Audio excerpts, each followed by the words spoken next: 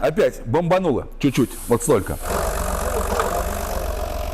Почему люди думают, что сервис их пытается развести на деньги? Вот как пример, автомобиль Audi Allroad. Да, короче, жалоба клиента на то, что он приехал к нам с проблемой якобы ТНВД. Ему потому что сосед по гаражу, по всей видимости, посоветовал обратиться к нам с ТНВД. А здесь ТНВД какой-то полумеханический, с электронной верхней частью, которая регулирует весь этот впрыск. И проблема с ним бывает в том, что он неравномерно распределяет впрыск, и машина из этого мотор неравномерно работает. Но никто же не обращал внимания на стук из этого двигателя. Стучит там что-то механическое, какая-то мелочь.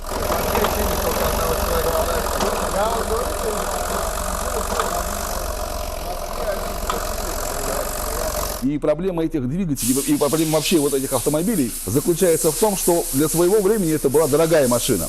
Прошло время, машина состарилась, и для того, чтобы ее отремонтировать, требуется очень много денег.